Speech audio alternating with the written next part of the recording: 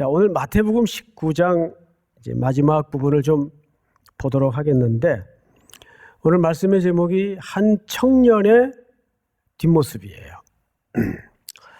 여기 등장하는 청년은 공관복음, 즉 마태, 마가, 누가복음에 다 기록이 돼 있을 정도로 중요하게 다루고 있어요.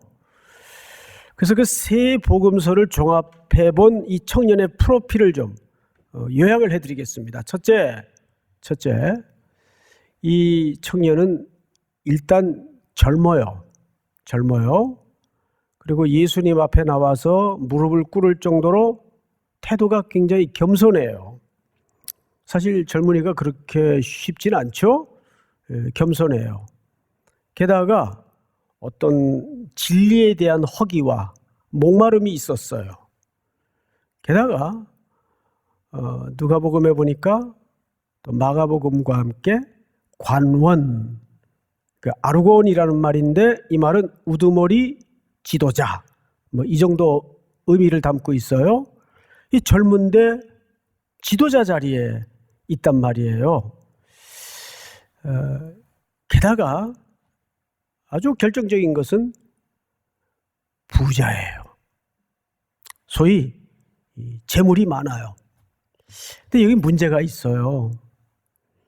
여러분, 이 청년이 그렇게 지도자요, 젊고 돈도 많고 태도도 좋고 영혼에 대한 갈증도 있는데, 어릴 적부터 부모 밑에서 율법을 잘 배워왔어요. 그리고 그것을 지켜왔어요. 이런 캐릭터를 우리 청년들이 뭐라고 하는지 아시죠? 사기 캐릭터의 준말. 그러니까 사실상 비현실적인 캐릭터다 그 말이겠죠. 어디 이런 사위감 좀 없습니까? 이 공관복음서를, 이 청년의 기사를 읽다 보면 참 대단하다, 그런 생각이 듭니다. 자, 그런데 여기 문제가 하나 있어요. 뭐냐 하면 젊은데 부자라는 설명입니다. 이건 사실상 2000년 전 고대 시대에는 불가능한 이야기거든요. 오늘날처럼 청년들이 예를 들어서 IT 쪽에 밝아서 돈을 일찍 번다든지, 또 벤처 사업을 시작했는데 대박이 났다든지, 젊어도 요즘 주식 같은 거 잘 또 운영을 하면 목돈을 쉽게 만날 수도 있겠죠. 근데 그러던 시대가 아니란 말이에요, 이때는.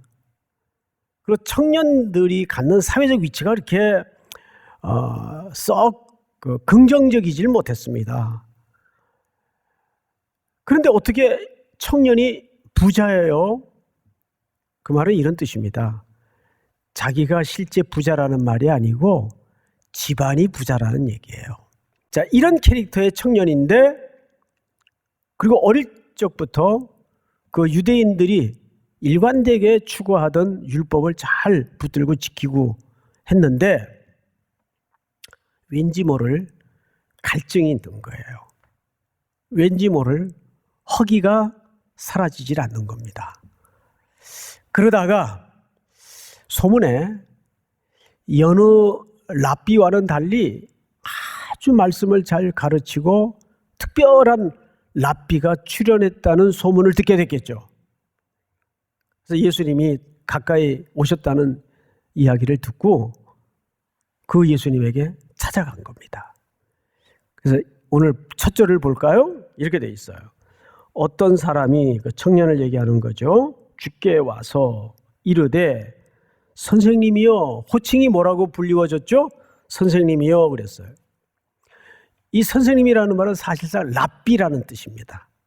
그러니까 아직 이 청년의 인식에는 예수님이 나의 구세주로, 나의 주인으로 이렇게 와 닿아 있지는 않아요. 그냥 소문에 기동량에 굉장히 훌륭한 분이다. 그래서 이분을 좀 찾아가면 내 영혼의 갈증과 허기를 좀 해답을 들을 수 있지 않을까? 이런 생각을 충분히 했겠죠. 그래서 찾아온 거예요. 선생님, 그 다음에 질문을 합니다. 질문을 잘 보세요. 내가 무슨 선한 일을 하여야 영생을 얻으리이까?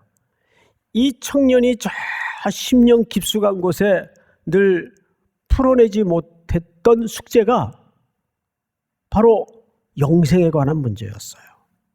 자기가 이해하고 알고 있기로는 조상적부터 율법을 잘 지키면, 그것도 모자라서 그 율법을 중심으로 613개의 규례들을 또 만들어서 유전들을 만들어서 그것까지 잘 지켰단 말이에요. 그런데도 뭔가 이 청년의 한켠의 가슴 속에는 이 응어리 같은 것들이 아직 남아 있었던 것 같아요. 영적인 고민들. 이거 참 태도가 괜찮았던 청년입니다. 근데 와서 선생님, 내가 무슨 선한 일을 하여야 영생을 얻을 수 있겠습니까? 이렇게 질문을 한 거죠. 자, 우선 이 질문이 기초가 틀렸죠.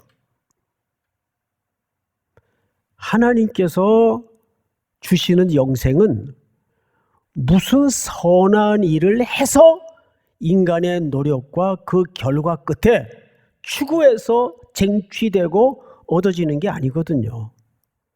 근데 이 질문 자체가 이 청년의 신앙적 기초가 틀려 있다는 것을 우린 대번 눈치챌 수가 있습니다. 사실 이 땅에 존재하는 모든 여타 종교들은 이 논리에서 종교를 풀어갑니다. 그러나 기독교는 종교의 차원을 훨씬 넘어서는 유일한 진리죠. 무슨 선한 일을 해야만 그 결과로 영생이 부여되고 주어지는 그런 종교가 아니거든요. 자, 그러면 이제 예수님이 대답을 하실 차례예요. 예수님의 대답을 좀 볼까요? 17절. 여러분 한번 같이 읽어보십시다. 우리 17절 한 절만 다 같이 시작. 예수께서 이르시되 어찌하여 선한 일을 내게 묻느냐? 선한 이는 오직 한 분이시니라. 네. 내가 거기까지만. 예수님이 두 가지를 설명하셨어요. 대답이라고. 근데 제가 이렇게 읽기에는 청년의 질문에 대답처럼 보여지질 않아요. 첫 번째 대답이 뭐냐면 어찌하여 선한 일을 내게 묻느냐? 예수님이 하신 대답이에요. 아니, 그러면 우리 생각에는 당연히 선한 일을 예수님에게 묻지, 그럼 누구에게 가서 물을까? 이렇게 생각할 수가 있단 말이에요. 예수님이 지금 그런데 어째서 선한 일을 내게 와서 묻느냐?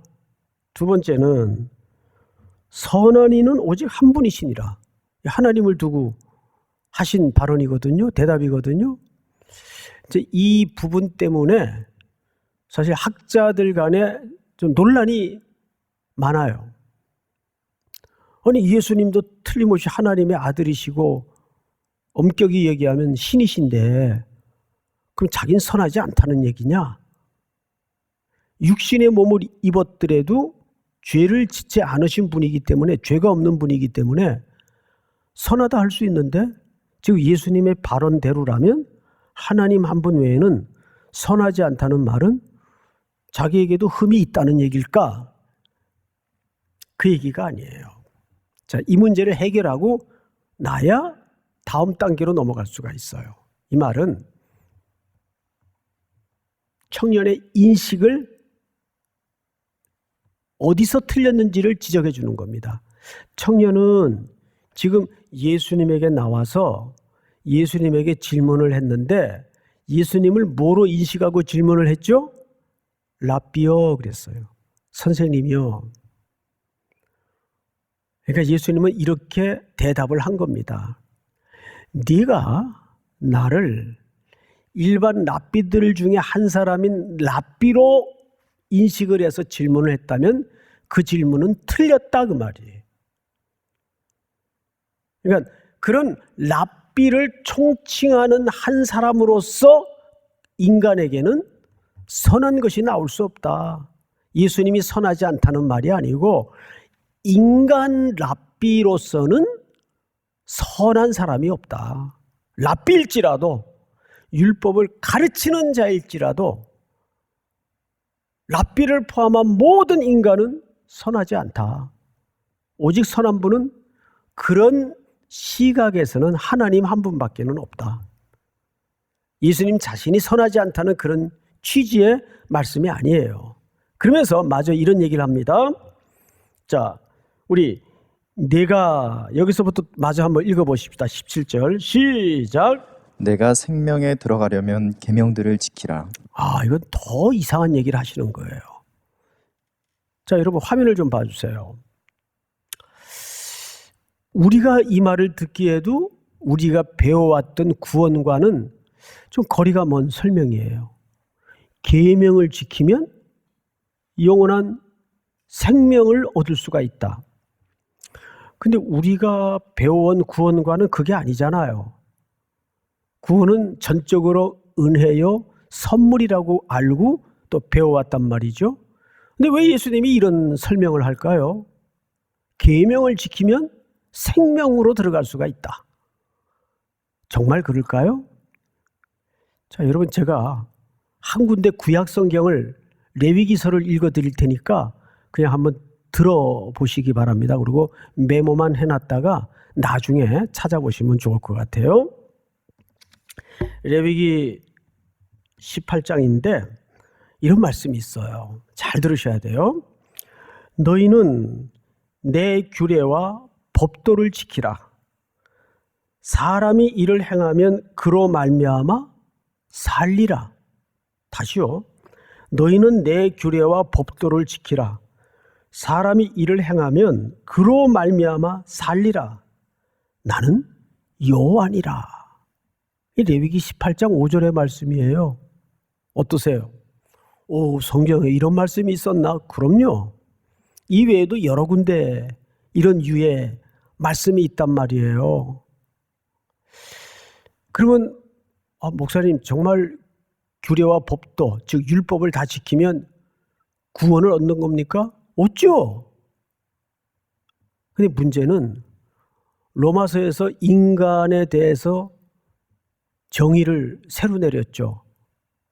모든 사람이 죄를 범하였음에 하나님의 영광에 이르지 못하더니 의인은 없나니 몇 명은 있더라?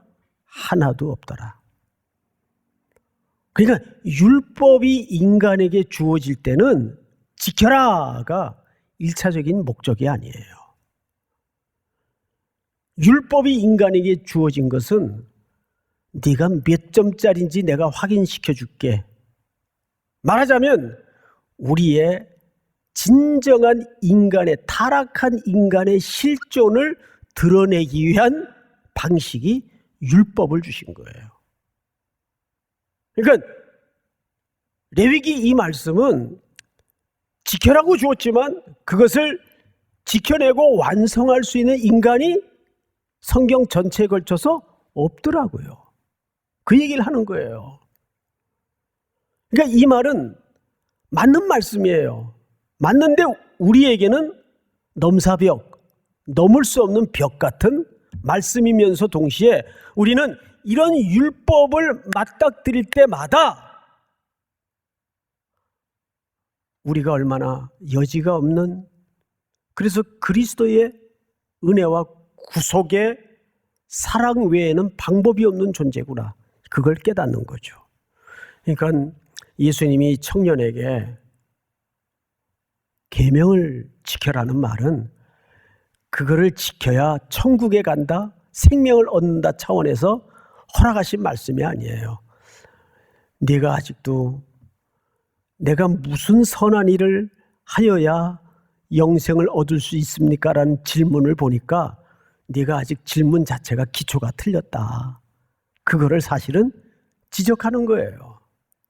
너는 아직도 네가 무언가를 이루어내고 추구해서 생명을 얻을 수 있을 줄로 생각을 하는구나.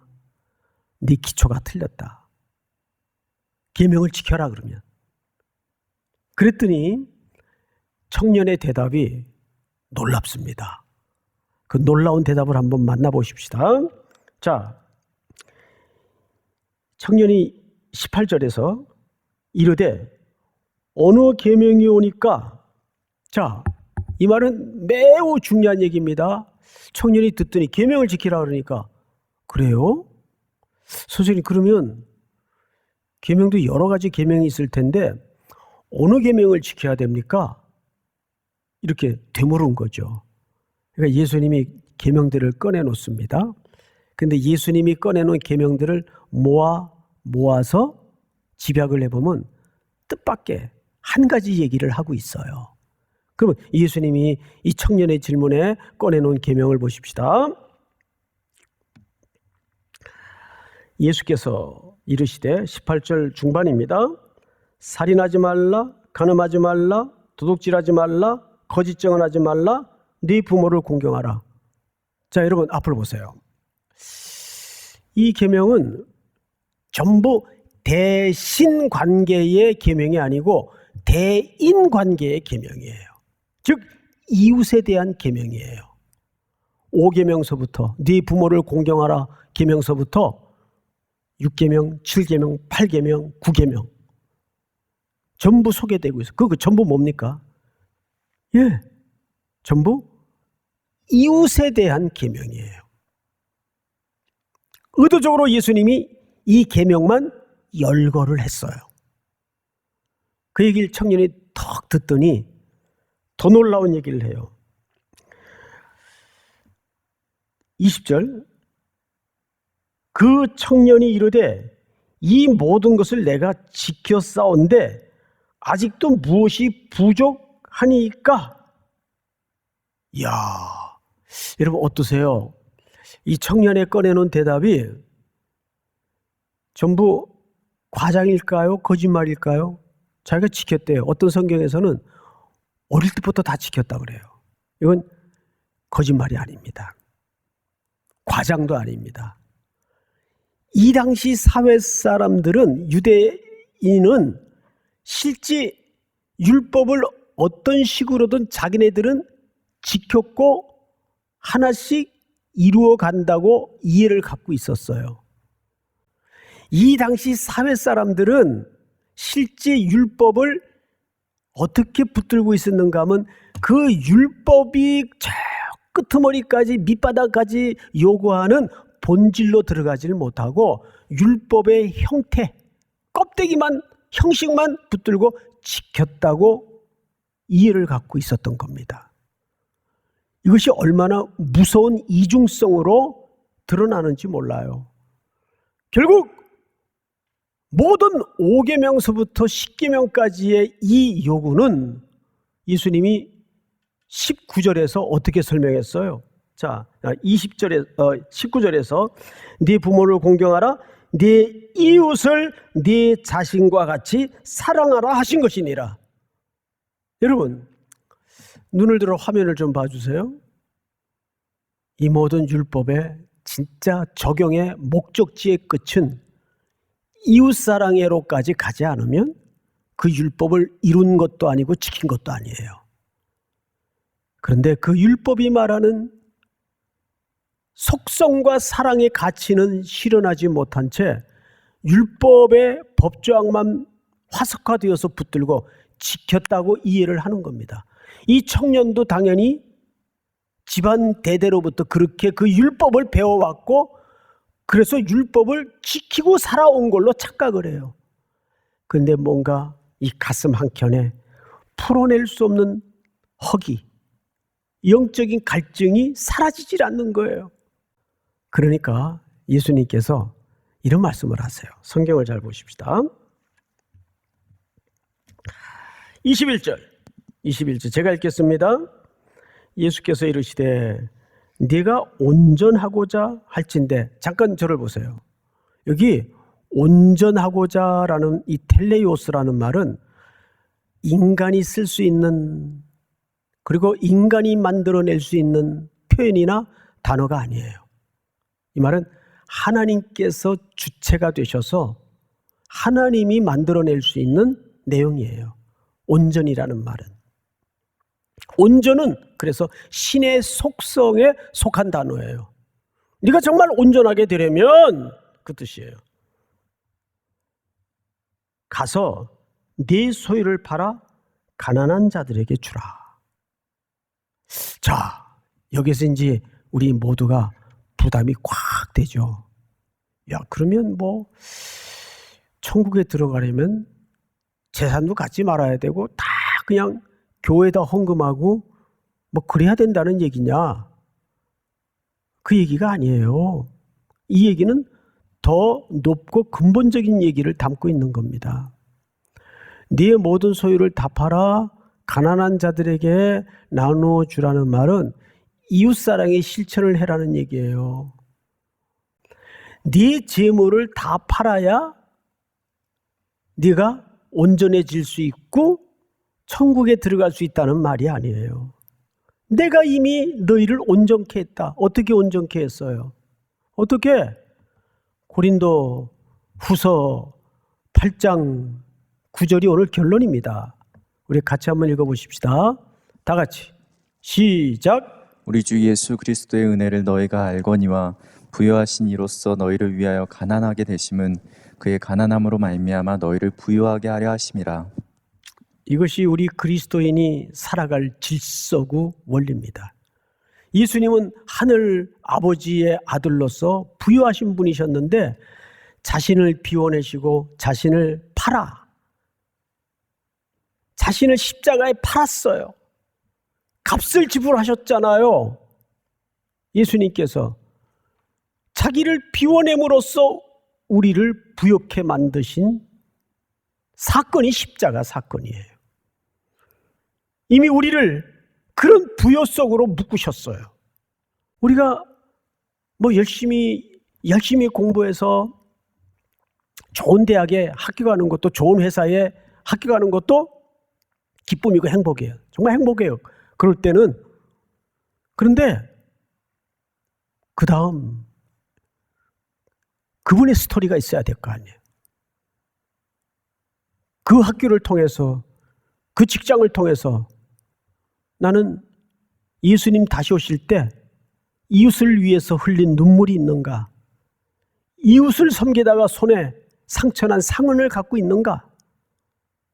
거기서 생겨나는 행복은 억만금이 있어도 대체할 수 없는 행복이에요. 하나님이 원래 인간을 그렇게 설계하셨어요. 누군가를 돕고 서로 의존하고 서로 섬기며 사랑함으로써 생겨나는 행복. 그것이 성경에서 이웃사랑의 명령으로 나타난 겁니다. 너희가 부유한 자라면, 너희가 참된 행복자라면 이웃을 섬김으로써 그 순종의 목적지에 도달해야 된다.